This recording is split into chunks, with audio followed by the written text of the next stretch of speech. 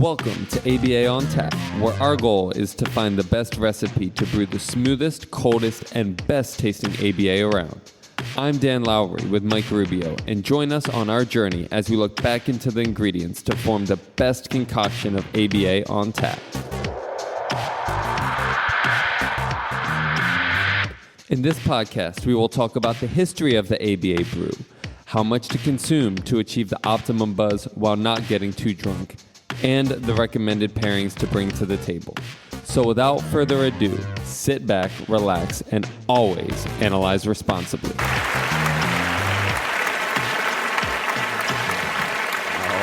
All right. And welcome back to yet another installment of ABA on Tap. I am your ever grateful co-host, Mike Rubio, as usual, along with my esteemed co-host, Mr. Daniel Lowry. Mr. Dan, good to see you. Good to see you as well. I was waiting for how you doing. There was a hesitation there, man. Yeah. Was everything okay? Wonderful, man. Doing great. It's been a busy weekend for ABA on Tap. We got to sit with a guest on Friday. We've got a couple of guests lined up today, starting with two literally for this first part, and then another guest later. So busy times. Very exciting information that we stand to learn from today as the co-hosts here, as new business owners. We're going to be talking about tech, about compliance, but a lot of things that maybe scare people a little bit, me being one of them. Me as well. Yeah, I have the benefit of being out in the field and working directly with the clients, and there's so many things that happen behind the scenes that we don't know about that are ever important to our industry and to propelling us forward, and our guests know a whole lot about that.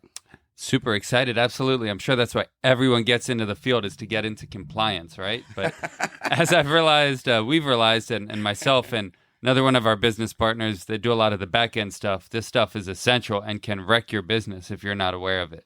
And again, as sort of the clinical side of our business right now, of our startup, and out there with the clients, I don't want to worry about that, or I want to worry as little as I have to about that, so that my head can stay in the clinical game. And it's a lot of information on both sides of it. So the idea that somebody's going to carry that load by themselves, that'd be monumental. That's pretty difficult. So without further ado, we've got Josh Nelson and Derreck Ogden. Come on out. Hey, guys. Hey. Thank you so much for your time. Again, we'd like to really thank our guests, especially those that entertain our Sunday recording schedule. You guys are out in beautiful Florida, and you're taking some time away from sunshine to sit and talk with us and educate us as new startup owners and educate our listenership. So we really appreciate your time. How are you guys doing today? Great. Thanks for having us. Absolutely. Again, thanks for coming on. So we like to start with the origin story here on ABA on Tap. What got you to where you are now? We usually find out that people have a long and windy road of all sorts of experiences. So I'll let you guys decide who goes first, but tell us a little bit about how you got started in ABA, what your background is, and then certainly what got you to where you are now, and what drives you on any given day to keep doing what you're doing. I think Josh and I are kind of a good tag team, because when he wants to do something, he drags me into it. When I want to do something, I drag him into it. And Nice. It's more of like an annoying brotherhood than it is a work relationship. But, there's been times where he's said, hey, we need to go this direction, and I've followed his lead, and times where I've said, like, hey, I think we need to do this, and he's followed my lead. So it's really a good trade-off there. And we trust each other and work really well together. And I've been really proud and grateful to work with Josh all this time. And the reason that we got into the ABA industry, for just from a business standpoint, was, it's a good business to be in, because there are a lot of requirements. There's a lot of gaps. There's a lot of things that need to happen in this industry to mature. And there's a lot of room for service providers to help ABA owners in the areas they need help in. So, from a business perspective, it's a good, stable move. The hard part of it is the education side, is we've got busy business owners who are, master's degree or more level generally of education. There's a lot of things they already understand. So we can skip past a lot of things like risk management and planning and organization and things like that they already have a really good grasp on, because you can't finish a master's degree without having a pretty good grasp on execution and organization, right? So that makes it kind of easy on that side of it. But there's still a lot of, information or knowledge gaps that are left open by an education system in the BCBA programs that leaves all the business stuff out. And I don't say that, I'm not saying that's wrong. I'm just saying that's the way it is. My best friend dropped out of high school in the 9th grade. He owns a boat manufacturing company. He has a TV show, very wealthy.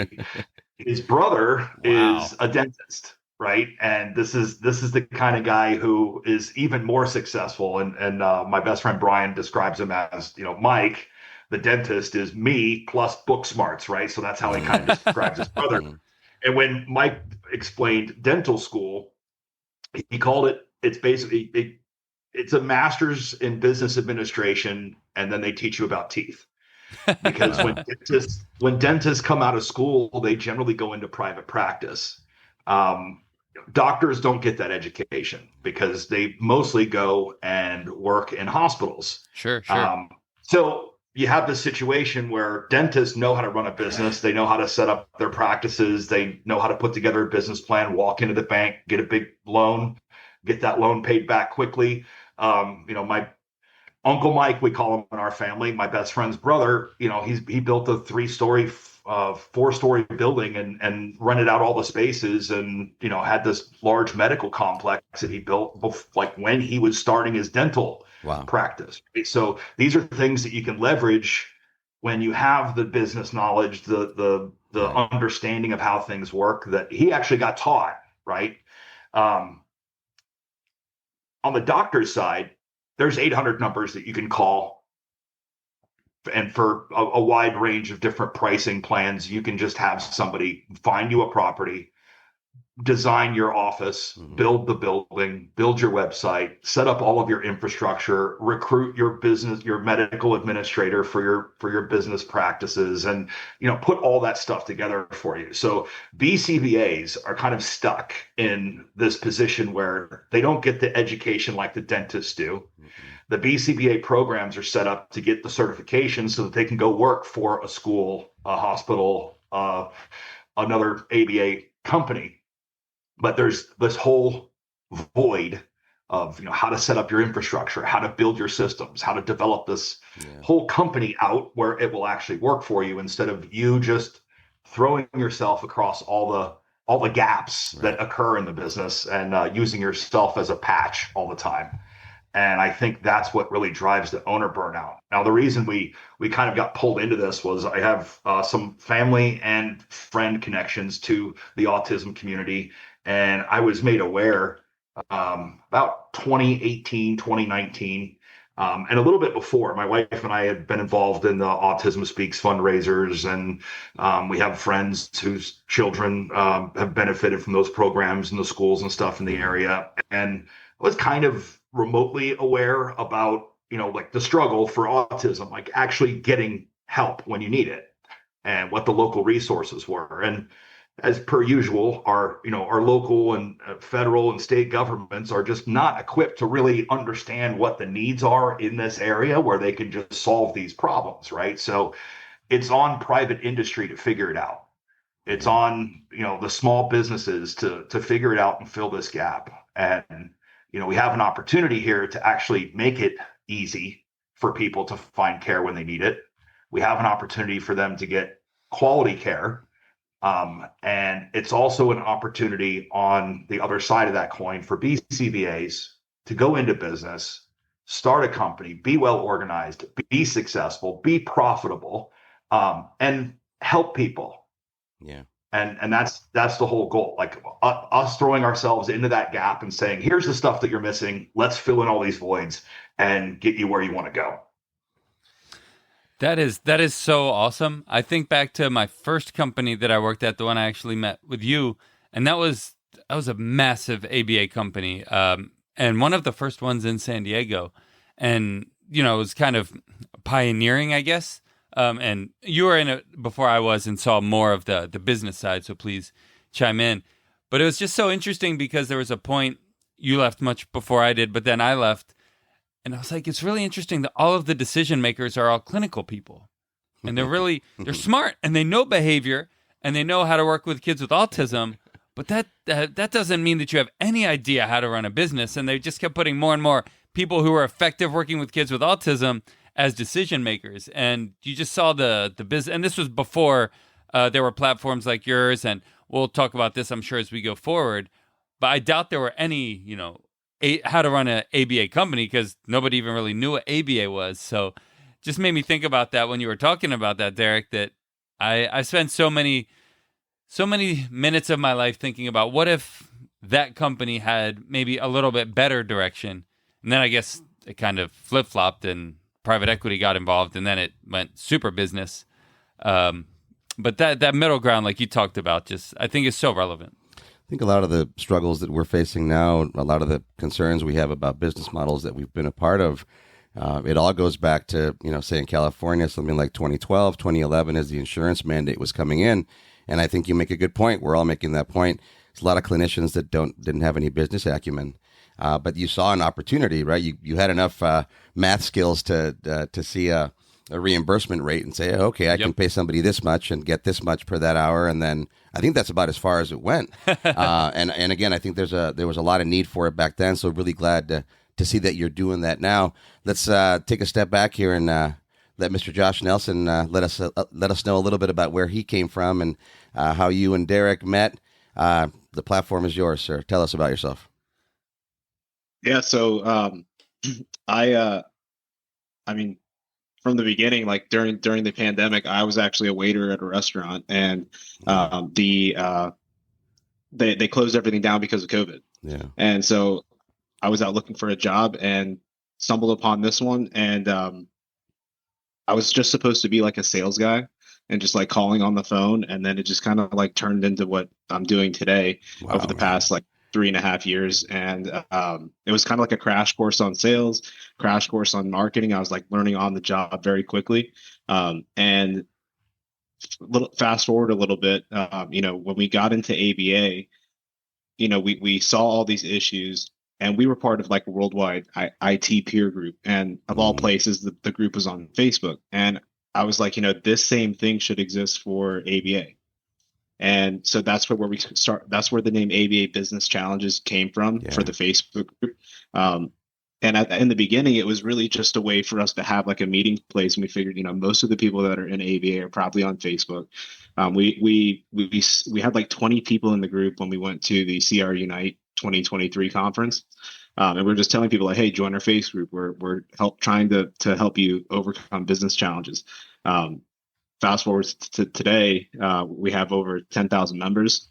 Wow. And that's kind of where it kind of evolved into this whole ABA impact thing, where we have probably like the most detailed list, of the challenges that ABA businesses are facing.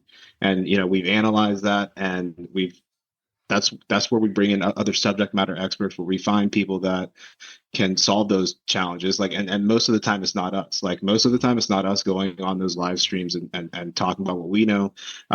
We focus on compliance, cybersecurity, IT. But then, if someone has issues with their finances, we bring people in like Fly Chain, or if they have issues with billing and credentialing, we bring in a billing specialist to talk about those things. And so we're kind of like, I don't think there is like a one like ABA in a box solution. It's kind of like a mixture of a bunch of different experts that you're gonna have to bring into your business, and that's kind of what we're doing. Where on our YouTube channel, the live streams that we do, the EBCBA Odyssey program that we put together, it's meant to fill all those gaps of all the things that you didn't learn in school as a BCBA. and people are telling us that it's like changed their life, that they've been in business, whether they're just starting out, and it's like I didn't even like consider all of these things about like how to structure my business, or what is my mission and vision. Or we even have people that have been in business for 5 years, they've got 30 employees, and they're like, I never considered any of this, and they're restructuring everything they're doing because they've realized how much time and money it's sucking from their lives.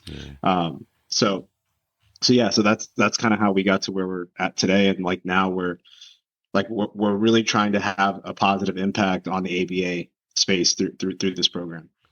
What a tremendous And to amount be of clear, growth. Go ahead.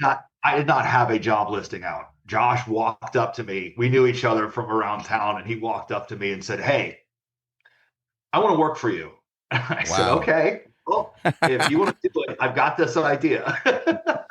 Man, that's the elevator pitch on the street. That's fantastic.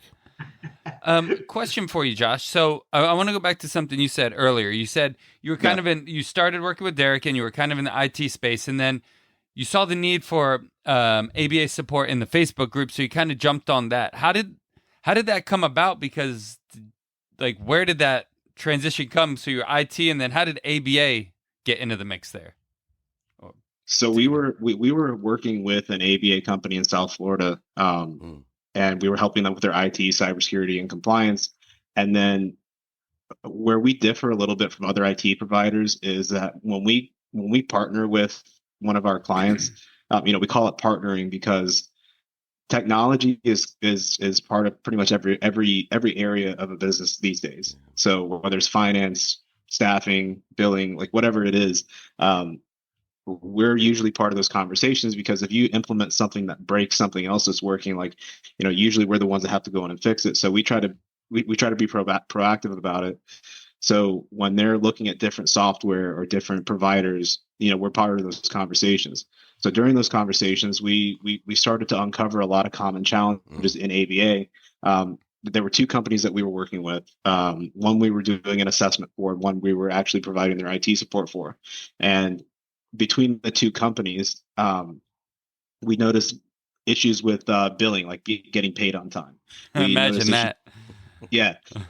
Staff retention, and even just like finding good staff and retaining them in the first place. Like all of the common challenges that we know for a fact now. And so from there, we went to the CR Unite 2023 conference, and we talked to ABA businesses from all across the country, and we found that it wasn't just the two companies that we were working with here in South Florida; it was everyone. Like they all had the same challenges, and that's why we created the Facebook group. So it was really less about us telling them what they should do and having a central meeting place that we kind of empower the ABA businesses to collaborate and kind of workshop these problems together. So like whether you're just getting into the space or you've been in there for 20 years or you're one of the businesses that support ABA, we wanted like one central meeting place where like if someone can ask a question, people can get on in the comments, and like not trying to sell anything or anything like that. Just, hey, here's how I overcame that challenge, or like here's the service that like overcomes that challenge, or whatever the case is. Okay, so you were working IT for one ABA company, and then two, and then you kind of got more into the field from that experience. Am I understanding that correctly? Yeah. Because a lot of the challenges that we were uncovering didn't have anything to do with IT and cybersecurity. It was stuff that it's just not in our wheelhouse to solve. So we had to bring other people in, and like in that process, we're like, we have all these billing connections, we have software connections. Like, we should have like a meeting place where the ABA businesses can connect with them directly. Okay. So what else have you learned in terms of the commonalities? So why are these challenges so common across ABA businesses? We've talked about the lack of experience for BCBAs in terms of business acumen and not having that training. What else have you guys uncovered? Why are these common patterns happening, these common pitfalls across ABA providers? I think the root of most problems in ABA is just a total lack of organizational strategy. Okay. And what I mean by that is there's a large dependence on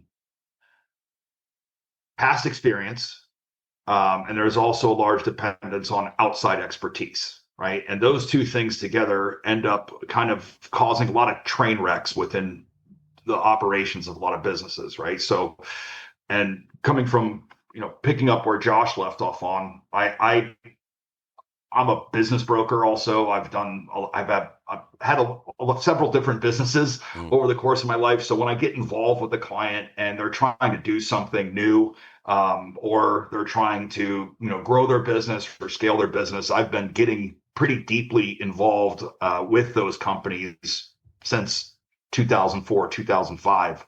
And I've learned a lot from not just, my mentors in business when I was in the corporate world, but also from all of our clients across a lot of different industries. So, and what I'm about to say about ABA isn't necessarily just unique to ABA. It's just business ownership in general, where if you're really good at plumbing and you know how to install a kitchen sink, run all the plumbing, set up all the drainage, I mean, you could be a great plumber.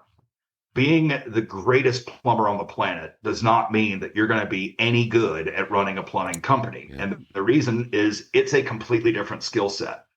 And this is not something where I hear this term a lot used among BCBAs where they say, well, I'm just not really a business minded person. And well, when you were in high school, you weren't a behavior analyst minded person either. You went to school, like you learned how to do that. Yeah. And that's what gave you that skill set. It's a learned skill. This is not something where you have to be born with it. You don't have to just be born a whiz, and most of these people that you see that are successful, there are a few exceptions, but most of them have gone and gotten some kind of business education to help them understand how to establish a business and how to operate it. And in the ABA case, it's also how to make sure that this business doesn't take over your life and eat you, right? So this is kind of a popular thing among ABA owners where they start a business and instead of it being a business or a company, it just becomes kind of a job they can't quit anymore, right? Like now it's a job, plus I have all these other people that I'm responsible for because of my job. It's not just my clients or just my RBTs that I'm supervising. It's everybody involved in the company. That's a heavy load to bear when you're kind of flying blind. So the biggest problem that I've seen that is the one that all the other problems kind of spin off on, that main central storm cell that all the tornadoes just start to spin off of, is a lack of strategy. And, that's what we teach in our blueprint series. Like the first thing that we break it down to is, all right, what are you trying to do? And then what are you doing now? What are you going to be doing in the future? Why are you doing it? What do you want out of it? Like, what can you put in and what do you expect out on a personal level? And just getting those things established. And we've had plenty of people that get to that point, realize what this business is actually going to require as far as input to get their desired output. And they decide to do something else. They decide to stay in their, they decide to, maybe work a little bit longer until they're mature enough to run a business with 30 people instead of 5, because they're not going to be able to get the personal income that they want or need out of having 5 employees. They're going to need 30. So maybe they need to work for a little bit longer and prepare themselves for that mentally, emotionally, physically, financially, right? Yeah. So I think at least 90% of our problems can be traced back to organizational strategy. When you find yourself in your ABA business and you have a problem that can only be solved by basically finding a time machine and jumping in it and going back in time and fixing a problem before it becomes an unsolvable problem. These are the things that you solve during the strategy process, like when you're deciding how you're going to handle things in your business. Could you, Derreck, give us an example of a good business strategy and maybe a bad one in your experience? Maybe you've consulted with businesses, and from your because in ABA, I'm guessing a lot of people come to you in their business strategies. I just want to help kids and do it with my business. It may be like that bleak. Yeah. So can you talk about one you'd recommend and one you wouldn't? Yeah, that's a great It's a great question. And I always say, have a bad strategy, but just make sure you write it down. It's better to have a bad plan than not have a plan at all. Okay. If you're going on a road trip, you at least need to establish where you're going, and make sure that you know what direction it is that you're going to be facing when you start from point A. At least having that much and understanding what you would like the future to hold for you and how you propose to get there. And I think that's the most important thing. But getting into examples, we get dozens of these a week. And usually we jump into our Odyssey calls and we talk these things out as we see them developing, like the things that are kind of rising to the surface over the week since our previous calls. But as an example, two different situations that come up. One, we have a bad apple, as the BCBA owner has referred to it. We have a problem with an employee.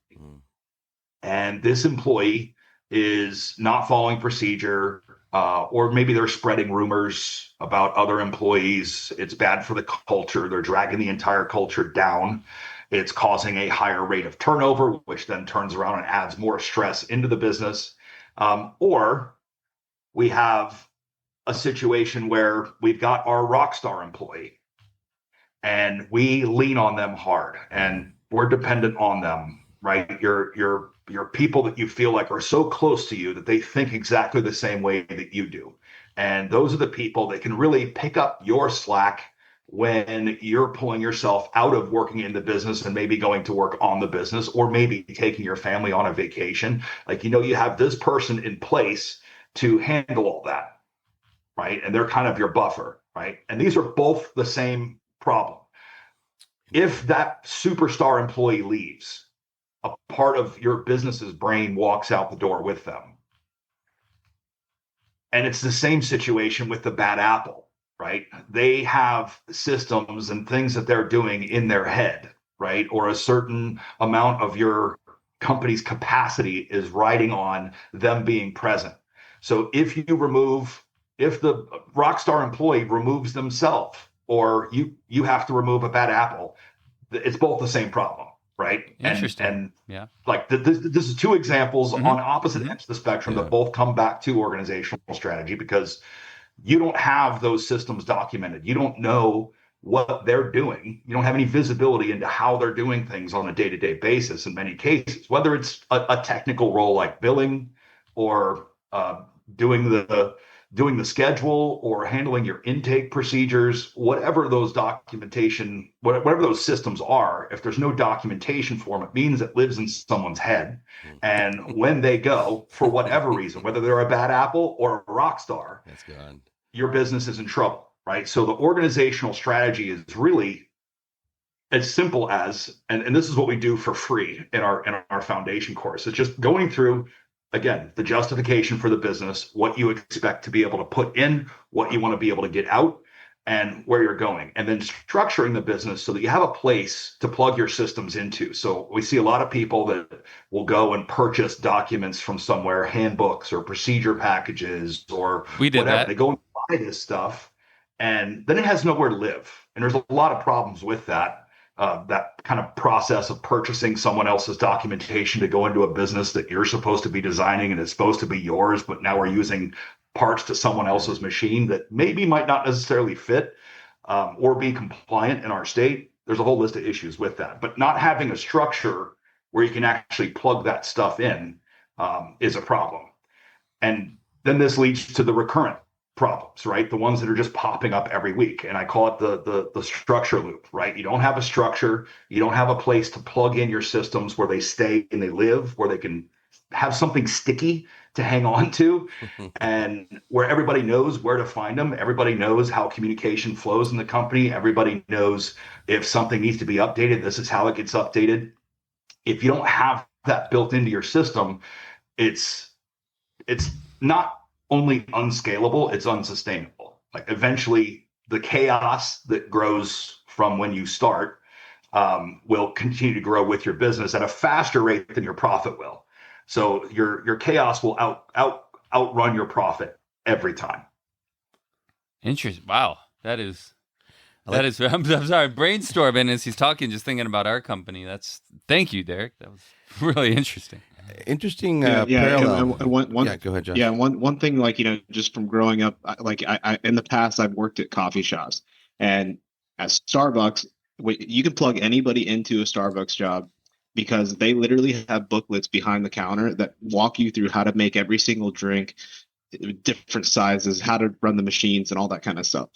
Now, there's a small coffee shop in town that I've also worked at in the past, and there's no documentation. They literally show you, they give you 1 day of training and say, like, here's how you use the machine. These are the different types of drinks there are. Have at it. Now, you could put anybody in the position at Starbucks, and as a customer, you're going to get the same coffee consistently good every single time because they have such good documentation that, all you got to do is read. Now, you would think, like, well, why don't I just take the documentation from Starbucks and bring it to the small coffee shop? It wouldn't work because they didn't have the same tools. They don't use the same products. Like they would have had to make their own documentation specific to that coffee shop because it would be more work to take the documentation from Starbucks and rework it for that other coffee shop than it would just to be making your own from scratch.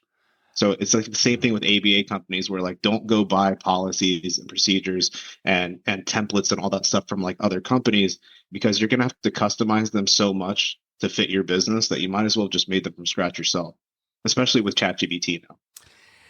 Interesting. We'll talk about that a little bit. You just struck a chord in terms of sort of bottom up versus top down processes, and I think that AI is, at least for me, in my minimal exposure, has created that quandary, the idea of, does it take me as much time to pare something down, this huge block of clay that got spit out at me, to your point with like boilerplate manuals and policies, or would it have taken just as much time, or maybe a little bit more, maybe a little bit less, to just do it from the ground up and make it specific to what we're doing? That's a really interesting quandary there.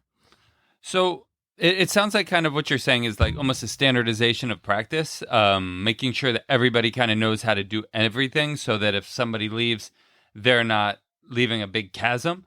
What we've done kind of in our company, and this is probably very common, is kind of the opposite in the beginning, because we've tried to make things more efficient. So we've got, one guy who does mainly the billing and the insurance and that kind of things, and that's his specialty. And Mike does more of the clinical and the direct work, and I do some of the stuff on the side, like more of the business development things. So we might have a little bit of idea of what the other person does, but I don't know if we have enough time to thoroughly understand what that other person does. And I don't even know if each individual person has enough time to do that and then put it down in writing effectively, like enough time to do kind of both of those jobs. So what is your thought on that? My recommendation is, if you haven't started yet, if you've started, filing for your NPI, you started the credentialing process, maybe you haven't, you're not at the point where you're ready to hire someone yet, get to work on your system building. And it's not just about writing down what you do. It's we call it the system, and it's redundant, right? So, but it's necessary. The first system that you should build is developing out your company's organizational strategy and how it will evolve and scale. If you have people that are out on the front lines that are using your practice management system, that are doing the data collection, that are able to give you feedback, where that feedback can flow up the chain, and that RBT who's on the front line, who, if you have 100 employees, they might be 8 layers into your org chart from where the CEO sits. That person who's out there, you have a lot of petri dishes that you have to experiment with. And a lot of times, if you're doing that top-down approach, you're guessing. Yeah. You're getting some feedback. You're trying to figure things out. So really, you're kind of guessing once it gets that far away from you. And that's where we start to get out of touch with our outcomes, our actual clinical quality, right? Because the RBTs are there because they care. Right? They're the ones that are really there with their clients. Your BCBAs, that next layer in, they're the ones that are really seeing, like, how is this actually working? Right? And clinical is our top priority. Otherwise, we shouldn't exist. Right? I love that you said that. And this is why we're focused on helping clinical owners. The stuff that we're talking about is the stuff that private equity does anyway. But you want to build your system in a way that those frontline and supervisory team members can give feedback, where your system can update and grow and evolve and get better as time goes by. I have a system. We've got over 100 people involved between our outsourced contractors, our internal team at my IT company. And I spend between 10 and 20% of my work life at there, right? That's where all of my lifestyle and livelihood, everything comes from there. But I only spend about 10, 20% of my time there. The reason that happens is because we have a system where when a technician discovers that Google or Microsoft has changed their protocols and now this entire SOP flow is completely different and we need to re-engineer this, they can build a new one. They can take our old one, they can update it, give us a new version. But I'm a micromanager. I'm a control freak. I want to make sure that we're doing things as efficient of a way as possible, and that I don't have an engineer who's making improper determinations that are going to negatively impact our client experience, right? So the way our system works is you see a problem, you change it, you update it, and you submit it for approval. It goes through a few other teams where the head of those departments get to review it. They have conversations about it. It gets changed as it needs to if there's feedback from other departments or functional areas, we call them. And by the time they figure out what they want, then it comes to me. And I get to be the final approver on it. And we have a document management system for that. And it's, easy to use. We're teaching everybody how to use SharePoint, right? Keeping it simple, using the tools they have, That's not what we spending a use. whole lot of. So building a good document management system where your system can grow itself. And when you get a rock star employee, you can put average Joes in all these positions and they know what to do. But when you get a rock star employee who comes in and says, I've got a better way, it's not just something that they're going to do. They're going to be rewarded and incentivized to contribute to your system, to improve those procedures. So the most important thing is that you have a system that will self-evolve. And if you're a control freak like I am, you want to see it before it goes into effect, right? So that final approval and then the acknowledgement and dissemination where it gets rolled into the training, that should all be as smooth as possible. Because if you really want to build a business that scales, again, our number one priority is to make sure that we're actually providing quality care, because it doesn't matter if you're not, right? So, and that's the strength that we have over private equity with our clinical owners, because we actually care about that. We're not here for the profit and loss statement. We're here for the clinical outcomes. That's key. We like that. You explain those systems very well. The way you explain your own sort of personal work traits and trying to have good control over everything is another layer.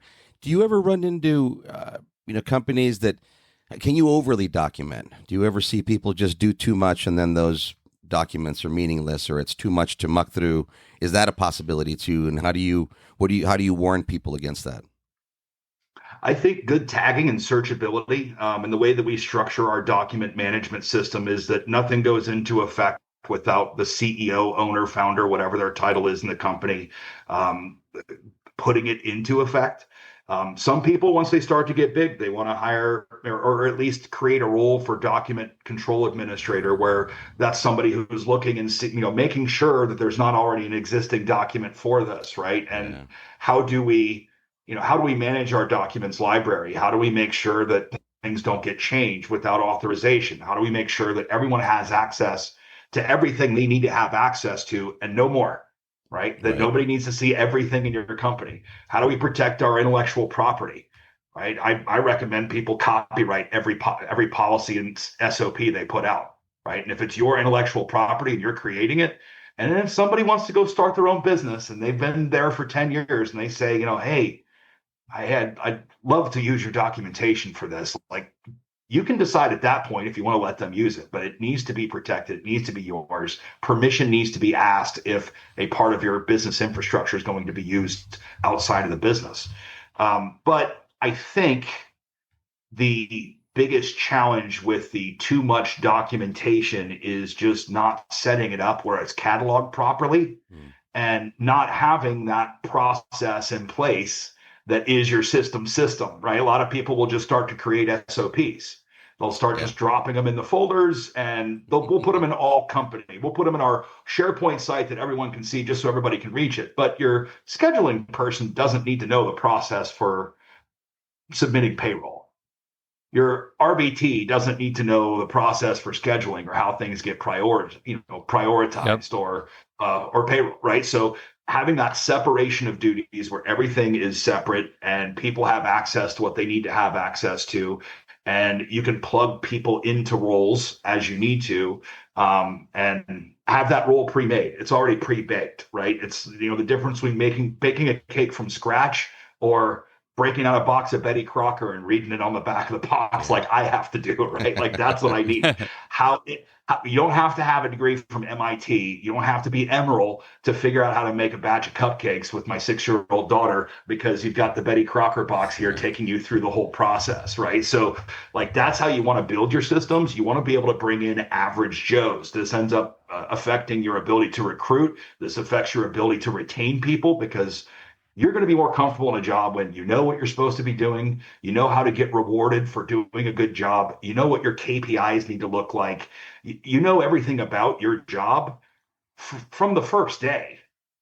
We see people that are onboarding or taking, new RBTs who have experience, and it takes them a month to get them up to speed. And that costs money. The amount of time that it takes you to get an RBT in place costs you more money the longer that takes, right? Absolutely. So the more of your documentation that you have in place, the more streamlined and simple your training process is, and consistency, right? We want to be consistent with it, but the more streamlined that is, the more simple and consistent it is, using the same terminology everywhere, having that company culture that promotes itself through your documentation and through your way of doing things, and making sure that people know why they're doing something.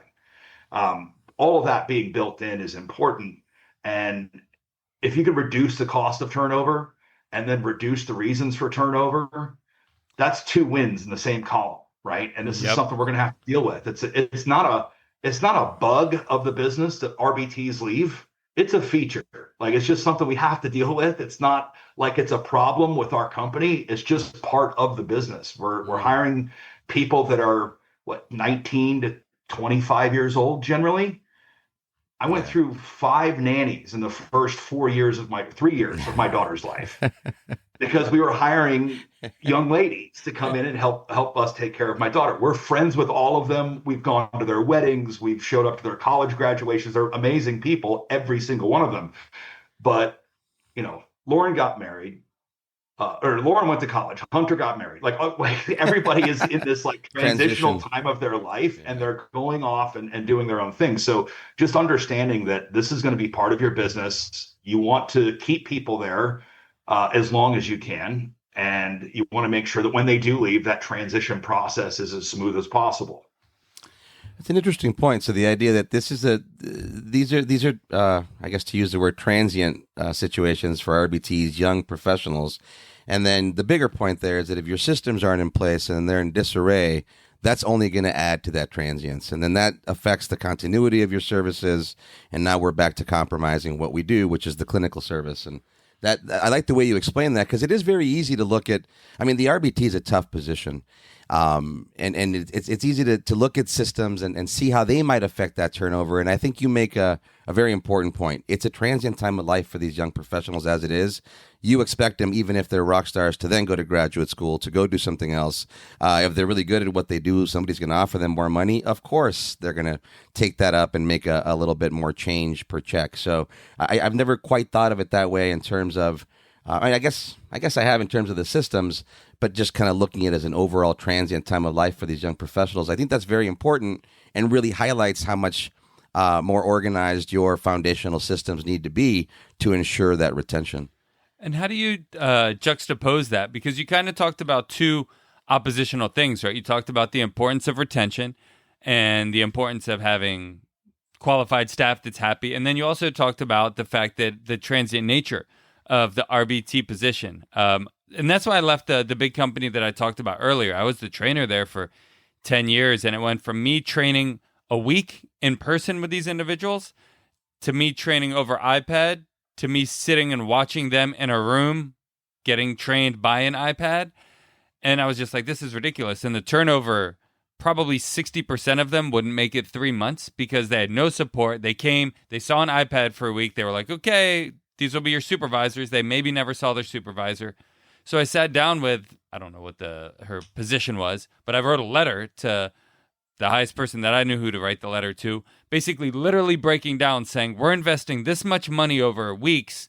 We're missing out on this much profit, and because we're not staffing these cases, not to mention the clinical disintegration that you're getting about these clients, which is really why we're there. The client's not getting services, then the clients get services, but it's crappier services because there's this revolving door of RBTs. And basically the answer I got was, well, RBTs aren't a long-term position. If they leave, we'll replace them. And I was like, well, I get it to an extent, but also that seems expensive and it seems kind of oppositional to the clinical integrity that we want to have. So kind of a long story on my end, but let me pass it back to you. How do you juxtapose the transitional nature of the position with the importance of retention? So it comes back to a few things: bug versus feature, right? What are features that are built into this role, that are built into the industry, that are things that I can't do anything about? Those are the transient, the transient period of life. You can't do anything about it. It's not a problem because problems have solutions, right? If there's no solution for it, it's just how it is. It's an issue that you just have to accept, right? So I approach everything from, and this is when we're going through all of our programs or I do any kind of consulting with anybody, a couple things: first principles and risk management. And this is the same approach that we use in any kind of compliance strategy, plan of action milestones for HIPAA compliance or any kind of implementations or dealing with a problem. First is your risk management. So you have a problem, you have a risk that's attached to that problem, and how do we manage it? Well, we can't always get rid of it. You can't go out and buy an insurance policy and transfer the risk of the cost of having an RBT leave. It just doesn't exist. Certainly. This is a risk that you're always going to have in your business. This is something that you're always going to have to deal with. And risk equals severity times likelihood, or impact times likelihood, right? Impact times. Okay, that makes sense. Yep. So you have the two parts of the risk that you want to look at. And this is literally across the board with any of your business problems. One, how is this going to affect our business when it happens? That's the impact or the severity. Like, how bad is it going to be, right? Okay. The other side of it is, how likely is this going to be, right? So with RBT turnover, it's a high likelihood already, right? So let's call it medium high. If you have a crappy culture, if you have a bad work environment, and when I say bad work environment, you don't have to be an abusive, nut job to have a bad work environment. Disorganization, lack of direction, people just not really understanding what it is they're supposed to be doing when they get to work, people not really knowing what they're walking into when they get there. Those are things that make it a, kind of a negative work environment. People don't want to be there. Right? People want consistency. And this is what your clients want too, right? People value consistency over quality. And that's been proven time and time again through all kinds of studies. And consistency in the workplace, stability, predictability, these are the things that you want. Well, if you don't have those things in place, it drives the likelihood of that RBT, the risk of them leaving, it drives the likelihood up.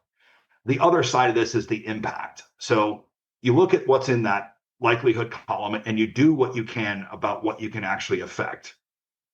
On the impact side, we look at things like your cost of training, right? Time to going live, assurance that this person's actually qualified, right? What are your HR processes after training?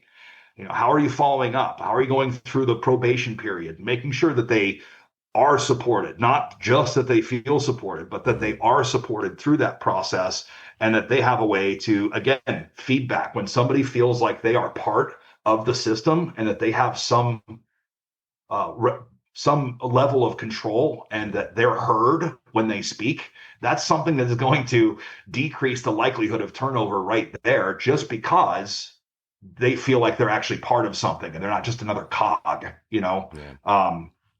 Does that make sense? It does. And one thing that we flirted with, and I don't know if we'll do it or not, it was actually kind of one thing that you brought up. I think it's actually something that they do at Publix down there, is some level of employee ownership in the company, and offering that to RBTs on maybe like a lower level to help them buy in.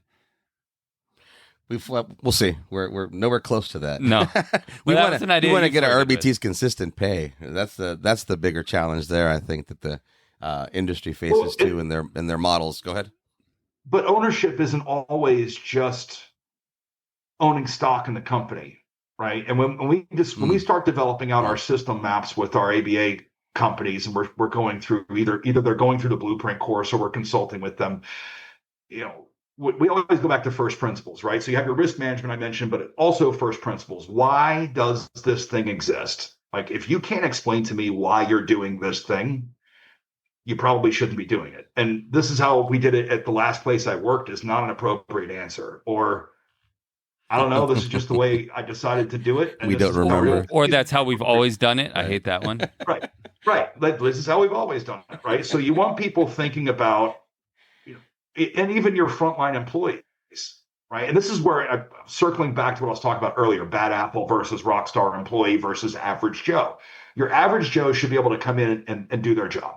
And they should be able to get online quickly. Everything that you build should be based on somebody doing that process with very little training.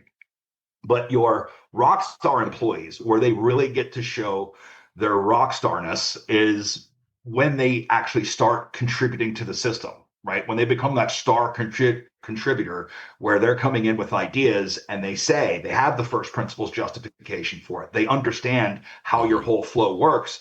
And they say, hey, we should update our template in Central Reach for our session notes, because I know that the session notes require this, but we're missing a field here. Like, those are good things that you're going to get from good, solid, conscientious, rock star type employees that are going to be able to feed back into your system.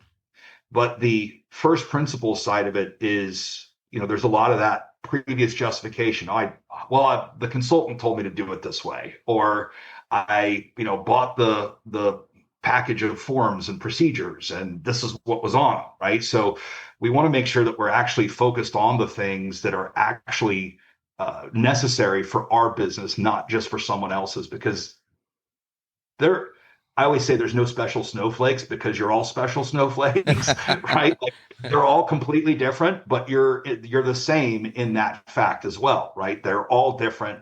Everybody's dealing with the same struggles because you're all different, right? So that's why we don't have ABAs in a box. That's why we don't have. Okay, so let me ask you this then. We've talked a little bit about document management and practice management. You all from the IT side, how come you haven't created your own, if you don't mind me asking? Our own what? Document management system? system? Or practice management, like your own. Maybe you have. Excuse me if you have. I'm just curious, because maybe there's one that you recommend. Maybe there's a reason that you recommend one versus another. Or maybe you're in the process of creating your own, because it seems like the IT side of ABA can be very lucrative and beneficial macro. It is. I think there's a lot of people in the space. I'm friends with a few of the higher ups and CEOs. With some of them, I like several of them. I dislike several of them. So I'm not going to mention any names. That's okay. But I have some personal, philosophical beliefs about practice management and some problems in that industry in itself, right? So we have these sub-industries of ABA therapy. One of them is software as a service for practice management. Another one is ABA business consulting. The things that are sold to support kind of the placeholders for organizational strategy, right? So all these little spin-off industries, I have pretty strong opinions about, also because having a group with over 10,000 potential clients for these people brings us a lot of traffic on that side as well. So we've had a lot of opportunities to talk to different types of consultants, talk to different types of executives or owners of companies that are providing solutions. And it's gotten pretty easy to figure out what's good and what's bad in pretty much the first 30 seconds of the conversation, right? Okay. So on the practice management side, I'll tell you what my questions are when I'm talking to someone who's wanting me to talk up their practice management system for them. The first question is, how easy is it for me to get to my data? What process do I have to go through to get what I've put into your system over the last 10, 15, 20, 30 years? How difficult is it for me to get that out? there is a lot of regulatory responsibility placed on the business owner in ABA therapy, and there are a lot of people who seem to be reliant on their SaaS providers to just sort of take care of that for them. One of those things is redundancy, making sure that you have more than one copy of your client records. Okay. And then there's also the same kind of requirements for employee records. A lot of people overlook. They're focused on their PHI. They want to make sure their protected health information is managed, and they kind of just brush everything else off. And then you get popped with some kind of employee information or HR regulatory thing that you're breaking because you're focused on your HIPAA stuff, right? So we want to make a broad enough scope where we know enough about all the things that are happening in these little different areas that we at least know when something's going wrong or hopefully about to go wrong, right? But the practice management system, I want to be able to get to my data. I want to be able to jump in, download it, and drop it into a place that I have control over, where I have redundancy, where I know I can keep my records long term and maintain my own data sets. Because if you're in Pennsylvania, for example, what state is y'all's ABA in? California. All right. So California, I think California is lower. But Pennsylvania, I was on a call with, she's not a BCBA, but she's the compliance officer for a big company. And they're in Pennsylvania. And she said, I asked her, how long are you retaining your data for? Like, how long are you keeping client records after they leave? And she said 7 years, and like everybody says 7 years, right? That's kind of the go-to number. And the reason for that misconception is because HIPAA says 7 years, but the next line, I always tell people, it's like reading the Bible. You got to read the whole chapter. You can't just pick a verse. You can't cherry pick, right? So the next verse, unless you're Catholic, but whoa. So it says 7 years ish, and but it also says in the next verse, refer back to your state. And so when you go back to the states, we got 50 of them, right, that we have to deal with. So everybody's different. I'm not sure what California is. Florida, I think, is 21 years for minors. Pennsylvania. Yeah. So California is 7 years or 1 year after the patient turns 18. So 19. Man. Okay. So it's a 19-year situation, right? So I'm talking to an ABA compliance officer in Pennsylvania, and I said, "Well, how long are you retaining your records for? What does your policy say?" And they have the policies, and it says 7 years. So all of that policy, because it says that's how their IT is managing that for them, right? They're keeping everything for 7 years. So IT is doing what they're supposed to do based on the guidance from compliance. So I told the person, I said, well, in Pennsylvania, I'm pretty sure it's like 25 years. She said, well, how would that be? She said, I'm on the board for the state compliance regulatory body, right? And I said, well, I sent her the link. I said, here, look at this, just check it out, right? I said, this isn't something that you're going to be involved in all the time. Like, this is something that we deal with all the time. So, like, don't feel bad about not knowing it, but it's, the things that Mark Twain said, it's not the things that we don't know that gets us into trouble.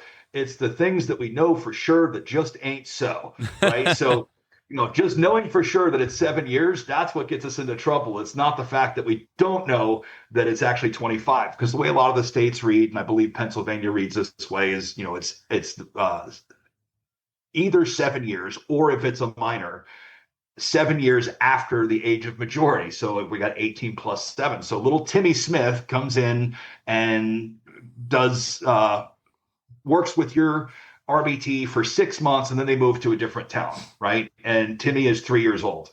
So in your case, what was it, Josh? 19 years? 19, 1 year after age of majority. Yeah. So it's not the lower of those two numbers, though? It's not like, because it's the longer of those two the numbers. longer. Yeah. Wow. Okay. It's good bigger. to know. And it has to do mostly with the regulatory, or like the legislative reasoning, or the justification for it is legislative, right? And it basically has to do with patients' rights. So, for example, if you are a child in California, it probably has to do with how long that person has to sue once they've become age of majority, right? Okay. So in certain situations, like if you receive treatment from a facility as a minor, in Pennsylvania, it probably reads something like you have 7 years. Your statute of limitations is 7 years after you become an adult. You have the ability to go back and sue people for hurting you, right? So that has more to do with it. So then, of course, the providers would need to have those records in case there was a lawsuit. And then that's where those requirements kind of come from, right? So like this isn't necessarily just like, a bunch of legislators picking numbers off of a board. It has to align with all of their other laws and requirements as well, right? So basically when little Timmy comes back and he was with you at 3 years old and he comes back 16 years later and says, I want a copy of all my patient records. It doesn't matter to Timmy whether Central Reach or Rethink or any of the practice management systems lost your data for you, which in their terms and conditions, it says they can do that. And you have no legal recourse against them. Your only recourse is just to go find something else to do, right? Go just move to a different practice management system. Hey, this concludes part 1 of our interview with Josh Nelson and Derreck Ogden. Please do return for part 2 and always analyze responsibly. ABA on Tap is recorded live and unfiltered. We're done for today. You don't have to go home, but you can't stay here. See you next time.